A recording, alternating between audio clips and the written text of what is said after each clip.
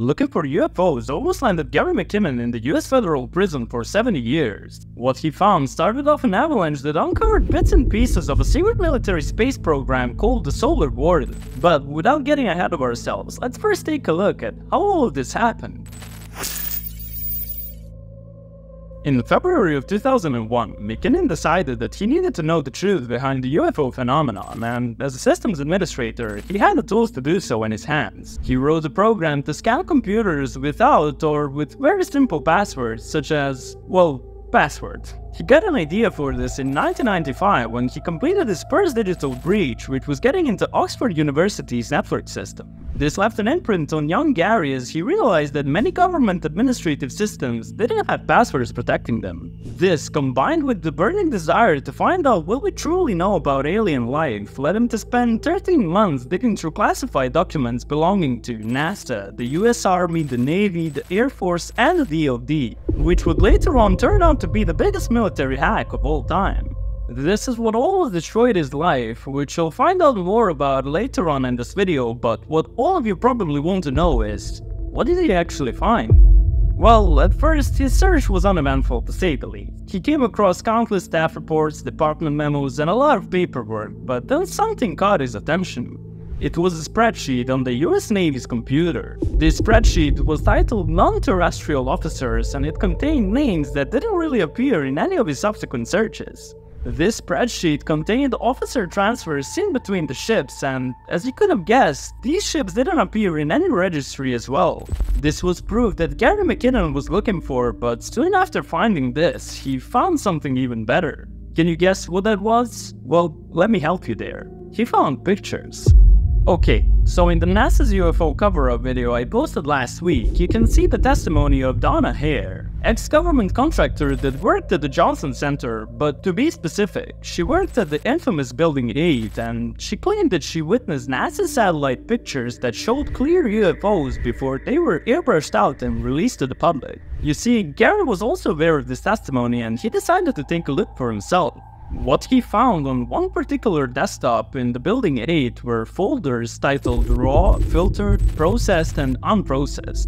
Gary opened the folder containing unprocessed images and he tried downloading them, but the files were too big. He decided to open up one image just to take a look, and then slowly, line by line, a picture started appearing. He waited, and when most of the image appeared, he realized that he had found what he was looking for. The image he saw had a large cylinder-shaped spaceship in it. He couldn't believe that he finally had proof of what he was looking for, but before he could do anything like take a screenshot, he felt that cold feeling of dread when the cursor on the screen started moving. Someone on the other end closed the image and cut the connection. That was the moment when Gary McKinnon knew he was caught. In total, he got into 97 computers, and this didn't sit well with the US government. At first, Gary was facing up to 6 months in British prison, and he didn't really mind this as he was getting a lot of public support. He was even endorsed by some of his heroes like the legendary British band Pink Floyd, Crosby, Stills, Nash & Young, and The Pretenders, just to name a few. However, this excitement didn't last too long, as this turned the US judicial system into a hornet's nest. They quickly turned up at Britain's doors with the extradition request for Gary McKinnon, in which he would face up to 70 years in the US federal prison. This harsh reaction wasn't usual at the time, as there were no strong regulations on cybersecurity in the early 2000s.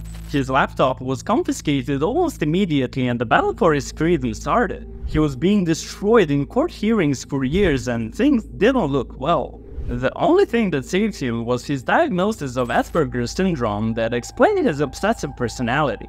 That's when Theresa May, the member of British Parliament, stepped in and used this as a reason to block his extradition. After a decade of fighting for his life, McKinnon was finally saved.